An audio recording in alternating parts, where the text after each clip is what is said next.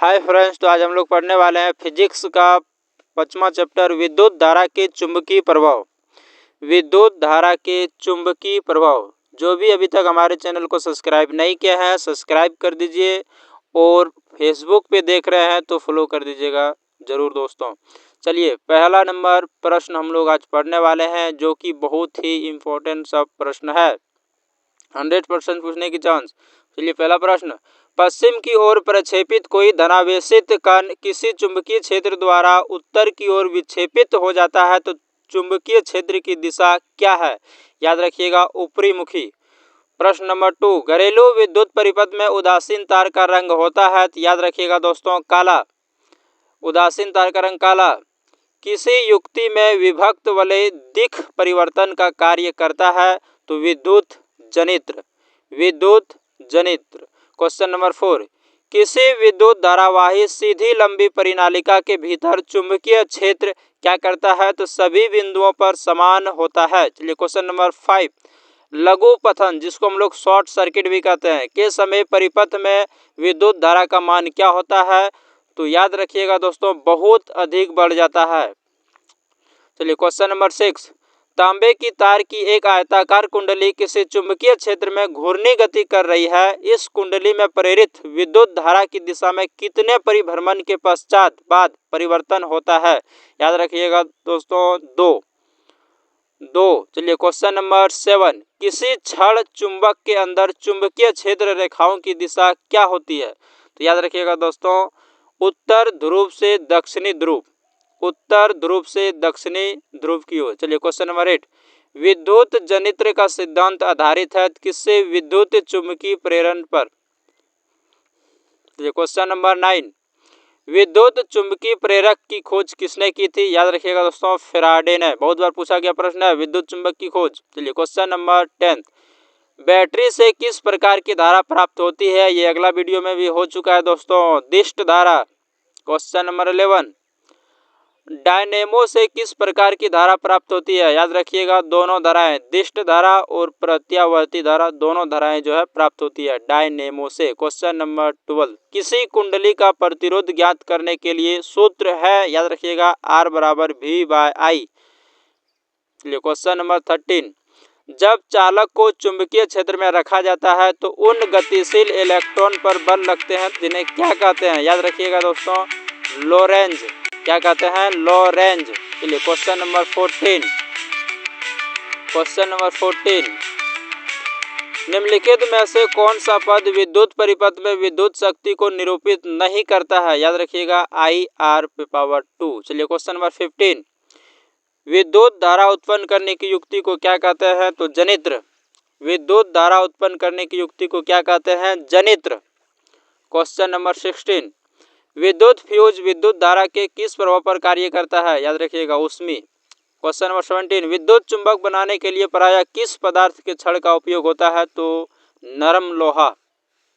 Question number 18, हमारे घरों में जो विद्युत आपूर्ति की जाती है वह क्या होता है दोस्तों? 220 वोल्ट पर प्रत्यावर्ती धारा होती है। याद रखिएगा। चलिए क्वेश्चन नंबर 19, लघु पथन के समय परिपथ में विद्युत धारा का मान होगा तो बहुत अधिक। चलिए क्वेश्चन नंबर 20, किसी सीधे चालक में धारा की दिशा और उससे संबंध चुंबकीय क्षेत्र की दिशा जिस नियम से ज्ञात की जा सकती है वह है तो मैक्सवेल का दक्षिण हस्त नियम। याद रखिएगा मैक्सवेल का दक्षिण हस्त नियम। क्वेश्चन नंबर 21, फ्लेमिंग के वाम हस्त नियम में अंगूठा किसकी दिशा का संकेत करता है? याद रखिएगा बल का। क्वेश्चन नंबर 22, घरेलू उपयोग के लिए विद्युत की आपूर्ति होती है तो 220 वोल्ट 50 Hz पर। चलिए क्वेश्चन नंबर 23, निम्नलिखित में से कौन किसी लंबे विद्युत धारावाही तार के निकट चुंबकीय क्षेत्र का सही वर्णन करता है तो चुंबकीय क्षेत्र की संकेंद्रीय क्षेत्र रेखाओं का केंद्र तार होता है। चलिए क्वेश्चन नंबर 24, विद्युत चुंबकीय प्रेरणा की परिघटना कुंडली तथा चुंबकीय के बीच अपेक्षित गति के कारण कुंडली में प्रेरित विद्युत धारा उत्पन्न करना है, याद रखिएगा। चलिए क्वेश्चन नंबर 25, किसी एसी तथा डीसी जनित्र में एक मूलभूत अंतर यह है कि एसी जनित्र में सी वलय होते हैं और जबकि डीसी जनित्र में दिक् परिवर्तक होता है। याद रखिएगा दोस्तों, एसी में वलय होता है और डीसी में दिक् परिवर्तक होता है, याद रखिएगा। चलिए क्वेश्चन नंबर 26, घरेलू वायरिंग में 3 तार होते हैं, गर्म, ठंडा और अर्थिंग जिसको हम लोग कहते हैं दोस्तों, अर्थिंग। इन तारों के रंग होते हैं, इसका रंग होता है लाल, काला और हरा। चलिए क्वेश्चन नंबर 27, चुंबकीय क्षेत्र की तीव्रता का मात्रक है newton by ampere, newton by ampere. चलिए क्वेश्चन नंबर 28, चुंबक बनाने के लिए प्रायः किस पदार्थ के छड़ का व्यवहार किया जाता है? याद रखिएगा दोस्तों, नरम लोहा।